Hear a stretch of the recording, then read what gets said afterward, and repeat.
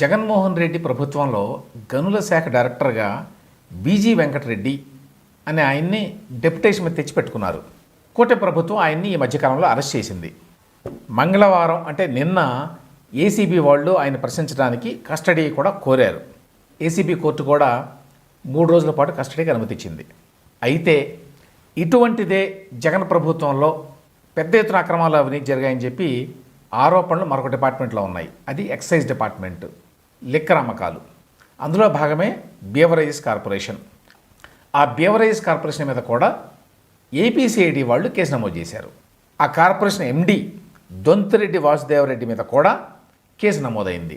ఎప్పుడైంది ఈ కేసు నమోదు? జూన్ 7వ తేదీన. అయితే ఇంతవరకు ఈ వాసుదేవరెడ్డిని సిఐడి వారు అరెస్టు చేయలేదు. ఈ విషయాన్ని చాలామంది గమనించారు.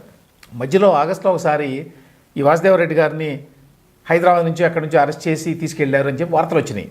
కానీ తర్వాత అది నిజం కాదు అని కూడా తెలిసింది. మరి కేసు పెట్టిన తర్వాత 3-4 నెలలకు కూడా ఈ వాసుదేవరెడ్డిని అరెస్టు చేయకపోవడానికి కారణం ఏంటి అనేది చాలామందికి అర్థం కాల. అంతుపట్టడం వల్ల ఆయన ఆచూకీ సిఐడికి దొరకపోవటం ఖచ్చితంగా దీనికి కారణం కానే కాదు. ఎందుకంటే సిఐడి వాళ్ళు మధ్యలో ఆయన ప్రశ్నించినట్టుగా సమాచారం కూడా ఉంది. మరి ఈ కేసులో ఏం జరుగుతోంది? దీని వెనక 2 కోణాలు ఉన్నాయి. వాటిని ఇప్పుడు మీ ముందుకు తీసుకొస్తున్నా. ఒకటి రాజకీయ కోణం. వాసుదేవరెడ్డి రాజకీయ బంధుత్వాలు ఆయన అరెస్టు కాకపోవడానికి కారణము. వైసీపీలో గతంలో జకేపేట ఎమ్మెల్యేగా ఉన్న సామినేని ఉదయభాను ఈ మధ్యకాలంలో జనసేన పార్టీలో చేరారు. పవన్ కళ్యాణ్ గారు కండువా వేసి ఆయన్ని ఆహ్వానించారు. ఆయన ఆ పార్టీలో చేరటం ఈ కేసు మీద ప్రభావం చూపింది. ఎలాగా అడగవచ్చు. సామినేని ఉదయభాను కుమార్తెని వాసుదేవరెడ్డి గారి బావమర్ది పెళ్లి చేసుకున్నారు. ఆ రకంగా వాళ్ళిద్దరి మధ్య బంధుత్వం ఏర్పడింది. ఉదయభాను తాజాగా జనసేనలో చేరిన తర్వాత రాజకీయ వాతావరణంలో మార్పు వచ్చింది వాళ్ళకి సంబంధించి. వాసుదేవరెడ్డిని వెంటనే అరెస్ట్ చేయకుండా ఉండటం ఈ చేరిక వెనక ఒప్పందం అని చెప్తున్నారు. అంటే ఈ విషయంలో జనసేన టీడీపీ మధ్య కూడా ఒక అవగాహన కుదిరింది అని అనుకోవాలి.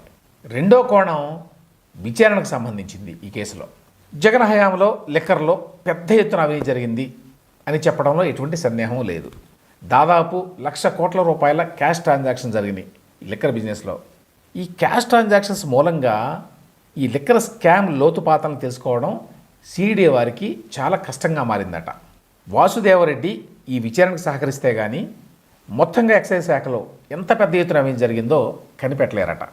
ఈ నేపథ్యంలో ఈ వాసుదేవరెడ్డికి కూటమి ప్రభుత్వంలో రాజకీయంగా మద్దతు దొరకడం, ఆయన కూడా ఈ లిక్కర్ దందా వ్యవహారంలో పాత్రధారులు సూత్రధారుల్ని బయట పెడతాను అని చెప్పడం వల్ల ప్రస్తుతం వాసుదేవరెడ్డిని అరెస్ట్ చేయలేదు అని తెలుస్తోంది. వాసుదేవరెడ్డిని అరెస్ట్ చేయడం కంటే వెనకున్న రాజకీయ నాయకుల పాత్రని వెలికి తీయటం అనేది ప్రధానం అని టీడీపీ నాయకత్వం కూడా అనుకుంటోంది.